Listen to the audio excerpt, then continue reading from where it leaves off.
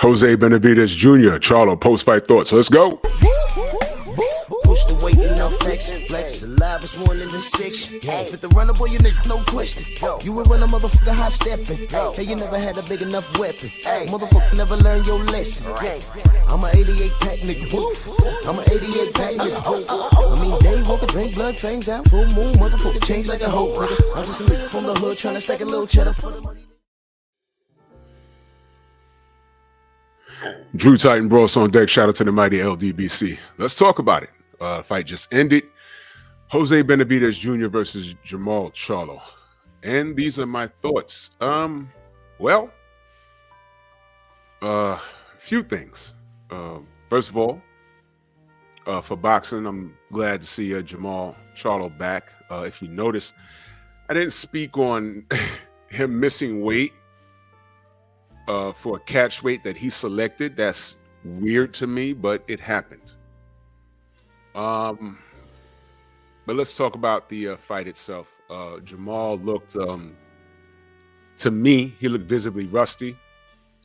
It could be a bit of him fighting down to the level of his competition. Now, what do I mean by that? Jose Benavidez Jr. is not a mover. He's in front of you. He's there to be hit. He's more of a tough guy. He does have a skill set, but he's in front of you. And when you have a slick puncher or someone with a great foot movement, you can tag him. Jamal is not that guy. First of all, he was a bigger guy. So he stood in front of Jose, which actually was the reason why Jose was able to rally and throw flurries. The flurries really didn't do much. It was a lot of eye candy. It was a pro Benavidez crowd, which is fine. He had to do those flurries at certain points, certain parts of the fight, because it was after Jamal was landing the more cleaner, effective, harder shots. Now let's talk about those clean and effective hard shots. Were they clean? Yes. Were they hard shots? Yes. Were they effective? Yes. It was enough to slow him up. But a lot of people were wondering, why is Jose not going to sleep? Because, people are saying, well, Jamal's hit people with punches like that and knocked them out.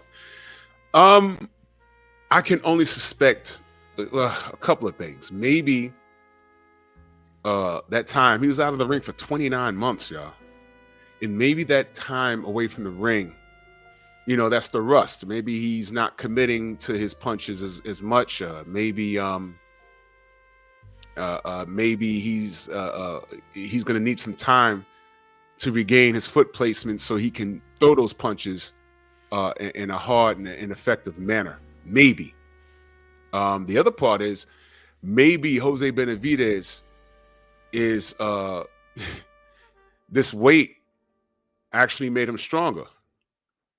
Let me remind you guys, Jose was stopped by Bud Crawford some time ago, and he lost to an uppercut. That was a punch that he liked to eat a lot tonight. That was like crazy. I said, damn, he ate it. But Bud stopped him, and he got him in trouble with an uppercut. Does Bud hit harder than Jamal? For a second, you're like, well, nah, that can't be. Well, then again, Bud, first of all, he's proven he's a lot stronger than people think. That's number one. Number two, maybe maybe Jose was, I'm not going to say drained, but basically what I'm saying is at the heavier weight, it's possible his punch resistance is better. It's possible. It's very, very possible. I'm no expert in that. I'm not sure. Maybe at the weight he fought Bud in, he was again not drained, but you might look good. See, for those of you who are athletes or understand the sport of boxing, sometimes a guy will look phenomenal when they're in the weigh-in, but they really feel like crap.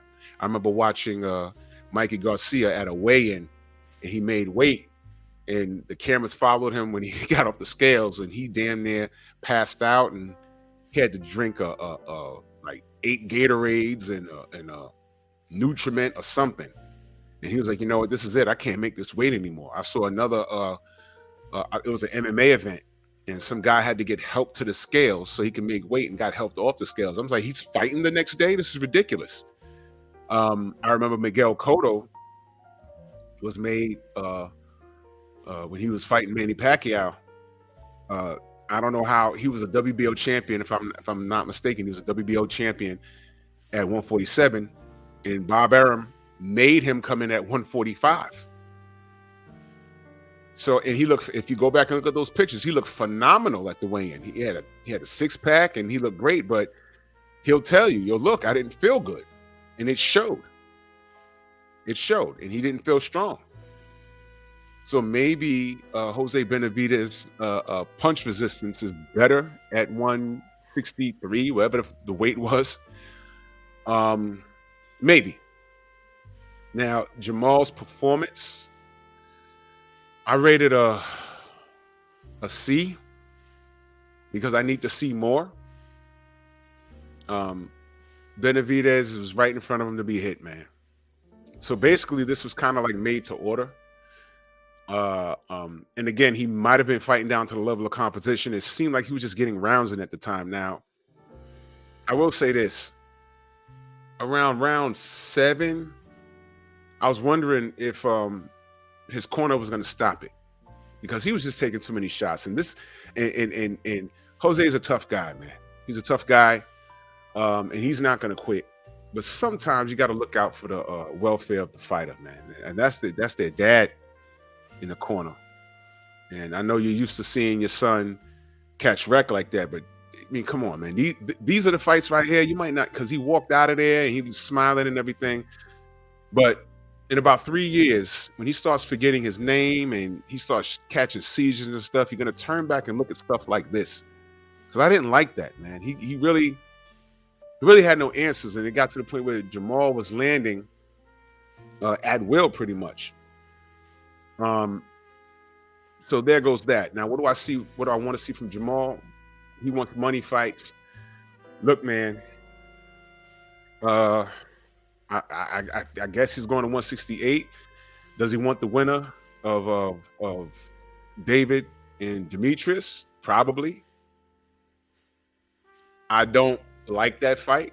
But granted, okay, if David Benavidez wins, I don't like that fight for Jamal, because David is similar to his brother. He's a big old tough guy, but he's going to walk forward and throw 1,000 punches. And what's Jamal going to do?